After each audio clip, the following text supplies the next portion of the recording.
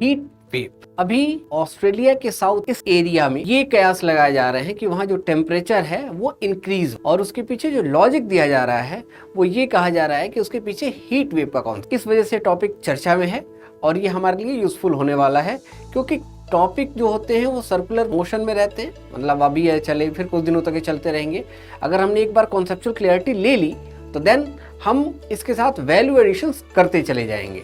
तो हमारी कोशिश यही रहेगी कि हम आपको टॉपिक की क्लियरिटी दे दें ताकि आपकी कोर चीज़ें क्लियर हो जाएं, और उसके साथ आप जब भी न्यूज़पेपर देखें, जब भी किसी से मिले, कुछ बात करें या कहीं से और आपको वैल्यू एडिशन करना हो तो आप अपनी नोटबुक में उसे ऐड ऑन कर। चलिए स्टार्ट करते हैं।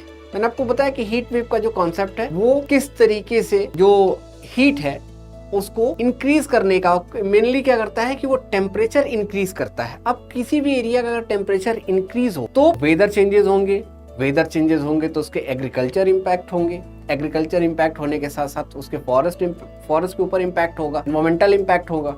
इन्वायरमेंटल इम्पैक्ट में सारी चीजें, फ्लोरा फोना के ऊपर कॉन्सेप्ट आएगा, लाइफस्टाइल के ऊपर कंसर्न आएगा, डिजीजेस के ऊपर बातें आएंगी। तो इस देखिए सब कुछ एक दूसरे से जुड़ा हुआ है। इसी चीज को देखते हैं। पहले ये देखते हैं कि अचानक से हीट वेव वाली बात शुरू क्यों हो गई। आपको याद होगा 1920 का टाइम, 2019-20 में ऑस्ट्रेलिया के जंगलों के अंदर आग लगी थी, और इसको लेके इंटरनेशनल लेवल मीडिया ने इसको कवर किया था, और उसके पीछे का जो लॉजिक है वो उसमें बताया गया था कि हीट वेव आई थी। अगर हम थोड़ा सा इसे कॉन्सेप्चुअल समझें कि अगर इसको ज्योग्राफी के स्टूडेंट होने के नाते इसमें क्या ज्योग्राफिकल फिनोमिना इसके अंदर चेंज हो रहा है या कौन से लॉजिक आते हैं, तो आप देखेंगे कि अभी हम पिछले 3 सालों से लानिना को फील कर रहे हैं, और जब लानिना का इम्पैक्ट आता है तो इंशो,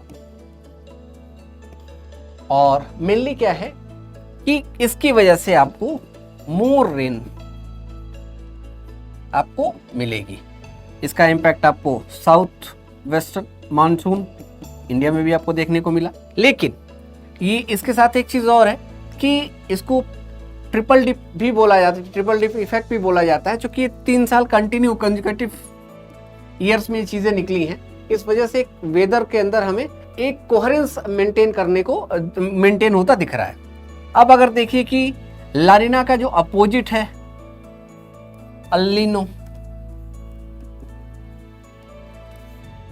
यूपीएससी का बहुत फेवरेट टॉपिक और पूछा भी गया, कई बार देखा भी गया है। अल नीनो का कॉन्सेप्ट, अगर अभी जो सिचुएशन है वो इसी सिचुएशन में चीजें जा रही हैं, और अगर अल नीनो आता है तो क्या होगा कि ऑस्ट्रेलिया के अंदर बुश फायर का जो इशू है वो रेज हो सकता है, और अगर ये रेज होगा तो क्या होगा कि लार्ज लेवल पे आपको फ्लोरा फोना और एग्रीकल्चर से रिलेटेड जो आपकी, तो इसका इम्पैक्ट आपको रियल लाइफ में देखने को मिलेगा। अब आपको बेसिक समझ में आ गया होगा कि अगर कोई चीज हो रही है तो उसके पीछे क्या क्या ज्योग्राफिकल इश्यूज आ रहे हैं। अब थोड़ा सा देख लेते हैं हीट वेव। अगर हीट वेव किसी भी मान लीजिए एरिया में अगर हीट वेव है तो हीट वेव के साथ एक सबसे बड़ी बात यह है कि वो हायर प्रेशर जोन क्रिएट करेगा, और जब हायर प्रेशर जोन क्रिएट करेगा तो जो एरिया होगा वो क्लाउडलेस होगा, कहीं ना क्लाउडलेस होगा। इसका मतलब कि जो आपकी जो सनरेज है वो डायरेक्ट, इसके साथ अब चूंकि अब रेन के लिए सिचुएशन यहाँ क्रिएट नहीं हो पा रही है, इसकी वजह ये तो इसमें एक एडिशनल इश्यूज क्रिएट होता है कि ये जो काफी स्टेबल होगा, और अगर ये स्टेबल हो रहा है तो इसका मतलब जो इसका ड्यूरेशन है वो लंबा होने वाला है, लंबा होगा। तो अब हीट वेव को, तो ये आपको समझ में आया होगा कि हीट वेव अगर जनरेट हो रही है किस तरीके से जनरेट होगी और क्या इम्पैक्ट डालेगी। अगर टेक्नोलॉजिकल टर्म में देखें तो प्लेन एरिया के अंदर, प्लेन के अंदर 40 डिग्री और हिली एरिया के अंदर 30 डिग्री टेम्परेचर अगर होता है तो हम इसको मानते हैं कि हीट वेव के कॉन्सेप्ट में चीजें शुरू हो गई हैं। लेकिन इसके साथ ये प्लस 3 to 6 डिग्री का भी कॉन्सेप्ट देखा जाता है। उन एरिया में अब जहां टेम्परेचर काफ़ी लो है वहाँ ये जो कंडीशन है डायरेक्टली इम्प्लीमेंट नहीं होगी। ये मान लेंगे कि अगर किसी एरिया में +10 डिग्री अगर सडनली इंक्रीज हो गया और वो 3 डेज से ऊपर की तरफ बढ़ गया तो हीट वेव का जो कॉन्सेप्ट है वो इम्प्लीमेंट हो जाता है। इंडिया में हीट वेव का जो फेवरेबल टाइम है वो मार्च के बाद शुरू होता है और प्री मानसून जो टाइम होता है उसमें ये रहता है। उसी समय इंडिया में लू भी बहती है।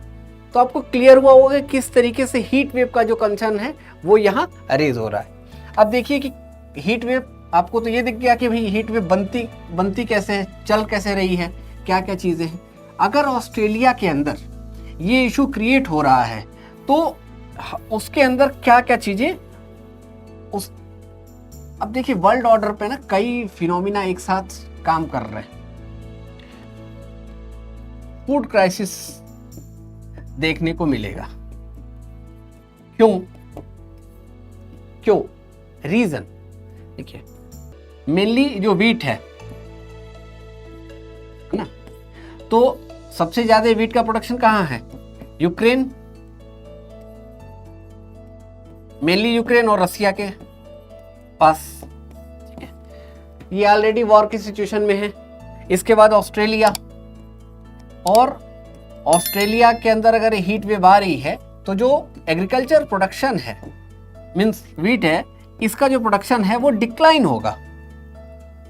अब अगर ये डिक्लाइन होता है तो वर्ल्ड ऑर्डर पे फूड क्राइसिस क्रिएट होगी, एक इशू। दूसरा, इन्फ्लेशन भी जनरेट होगा। कोई चीज कम हो रही है मार्केट में और उसकी डिमांड ज्यादा है तो ऑटोमेटिक उसके रेट इंक्रीज हो जाएंगे। ये दोनों चीजें आपको देखने को मिलेंगी। साथ में ऐसी डिजीज जो नॉन कम्युनिकेबल हैं, मींस जो छूने से नहीं फैलती, उनके भी इंक्रीज होने की पॉसिबिलिटी बढ़ जाती है हीट वेव की वजह से। आप भी देखते हैं कि लू लगने के बाद बॉडी के ऊपर क्या इंपैक्ट आता है ना। तो ये चैलेंज क्रिएट होगा और इसका ओवरऑल जो इंपैक्ट आएगा वो क्वांटिटेटिव भी होगा, क्वालिटेटिव भी होगा और लार्ज लेवल पे वर्ल्ड ऑर्डर को भी इंपैक्ट डालेगा। यूपीएससी को इस तरीके के टॉपिक बहुत ही फेवरेट टॉपिक माने जाते हैं और यूपीएससी इन क्वेश्चंस के ऊपर बहुत अच्छे से चाहती है कि हमें कोई बहुत अच्छे से क्वेश्चंस के आंसर दे। तो आपकी प्रिपरेशन ऐसी होनी चाहिए कि जब आपको कोई टॉपिक मिले तो वहां आप चीज़ों को ऐड ऑन कर पाए। अब इसके कई डायमेंशन आप निकाल सकते हैं। सोसाइटी के ऊपर इम्पैक्ट आएगा, माइग्रेशंस भी होंगे। मान लीजिए बुश फायर वाला कॉन्सेप्ट इंक्रीज हो रहा है तो कितने लार्ज लेवल पे लोग के ऊपर इम्पैक्ट जाएगा, माइग्रेशन होगा। बहुत आपने देखी होगी, इमेजेस आपने देखी होगी कि कई तरीके के जो एनिमल हैं वो जल रहे हैं, उनको लोग अपने हाथों से पानी पिला रहे हैं। ये इमेज काफ़ी ज़्यादा वायरल भी हुई थी।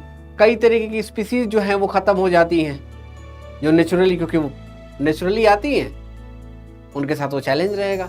हमारे पास उसको कंजर्व करने का कोई ऑप्शन तो है नहीं। ये दुनिया ग्लोबल है, कनेक्टिविटी एक दूसरे के साथ है। अगर किसी पर्टिकुलर एरिया में मास लेवल पे कोई डिस्ट्रक्शन हो रहा है, डिजास्टर आ रहा है, तो वो आपको पूरे वर्ल्ड ऑर्डर में उसका इम्पैक्ट आपको देखने को मिलेगा। आपको ये समझ में आएगा कि ज्योग्राफी के साथ भी रिलेट हो जाएगा और डिजास्टर मैनेजमेंट के साथ भी रिलेट हो जाएगा। तो इस तरीके से जो हीट वेव है ये एक लार्ज लेवल पे इम्पैक्ट डालती है और हीट वेव का जो वर्क है वो इसी तरीके से चलता है। ऐसे ही हम सारे टॉपिक को इसी तरीके से लेके आएंगे ताकि आपको एक बार टॉपिक की क्लियरिटी ले लें और टॉपिक की क्लियरिटी हो जाने के बाद आप आराम से करंट अफेयर को अपने अकॉर्डिंग, देखिए सेल्फ से तैयारी इसीलिए बेहतर हो जाती है कि हम एक बार जो चीजें खुद से कर जाते हैं, समझ जाते हैं, राइट डाउन कर जाते हैं, वो हम कभी नहीं भूल। और वहां हम जितना मिनिमम अपने ऊपर डाउट करेंगे उतने अच्छे क्वेश्चन राइट डाउन भी हम कर पाएंगे, मीन्स भी हमारा अच्छा होगा और हमारा प्रीलिम्स भी बेहतर होगा। Thank you so much, God bless you all.